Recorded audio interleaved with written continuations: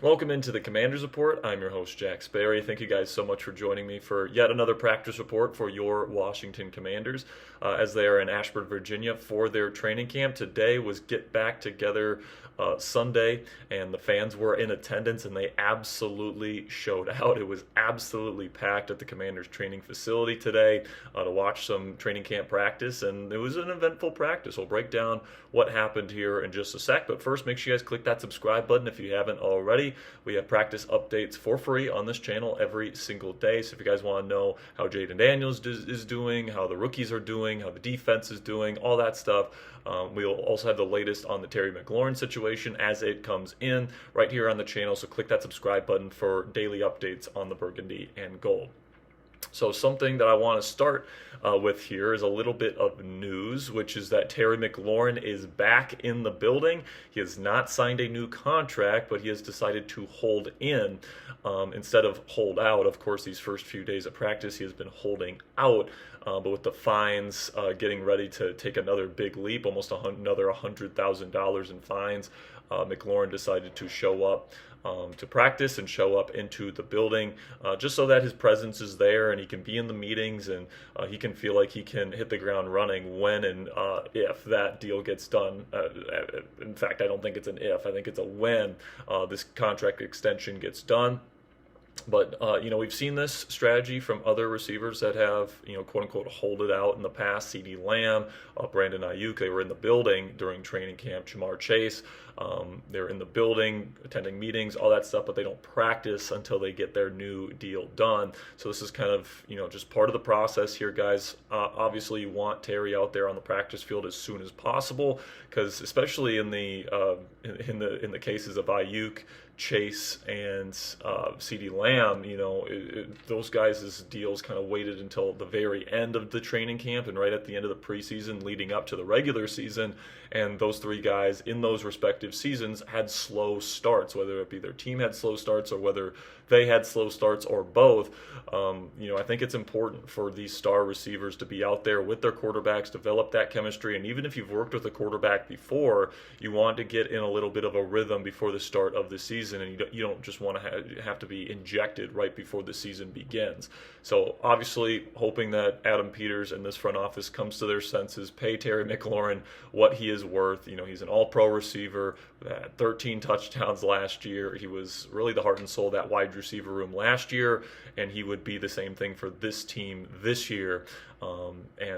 We can't get Terry back out on the field soon enough. So Adam Peters, please just pay him the contract. We're trying to win now. You're not paying your quarterback, so pay his weapon.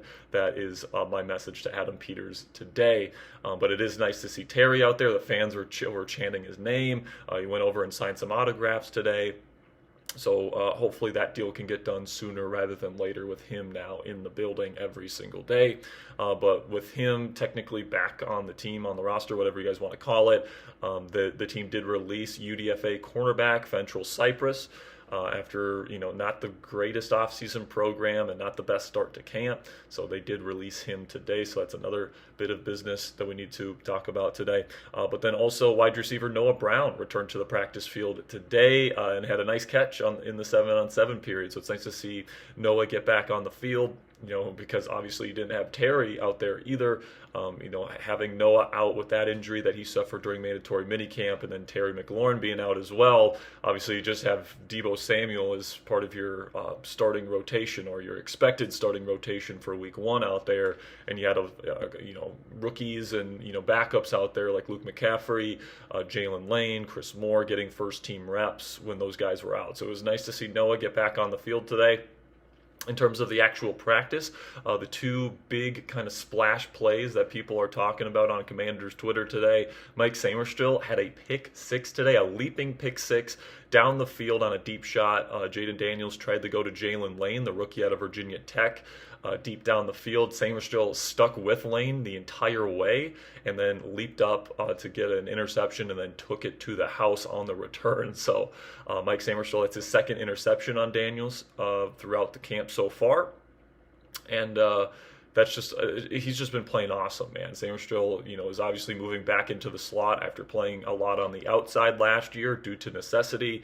But now that he's able to move back into the slot, where I think he can be one of the better impact slot, nickel, star, whatever you guys want to call that position players in the National Football League, and he's already been showing that off at camp.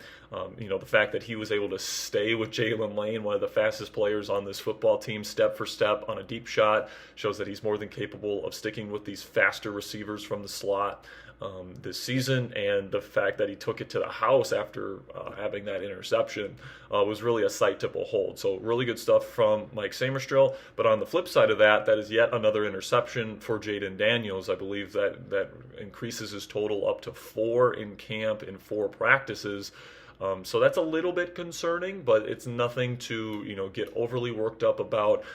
Training camp is where you go out there and you test some of your limits. You go out there and you try and see what kind of throws you can get away with, what windows and how tight of windows you guys, these quarterbacks can fit these throws into. So I'm not worried about Jayden. He was number 2 last year. He had the second best turnover-worthy play percentage in the league, so I'm not particularly worried about Jayden putting the ball in harm's way on Sundays this year. But it is something to keep tabs on, is that the defense is actually creating turnovers, which is probably a good sign heading into the season. But then Jayden Lane, even though that one deep shot didn't work out for him, he did have an incredible touchdown catch as well today from Jayden Daniels. It was really double covered, kind of a questionable decision from Jayden to throw this ball in the corner of the end zone with 2 defenders there, but Jayden put it on a freaking dime, and Jayden Lane extended, caught it, and then got 2 feet in. It was really an amazing catch.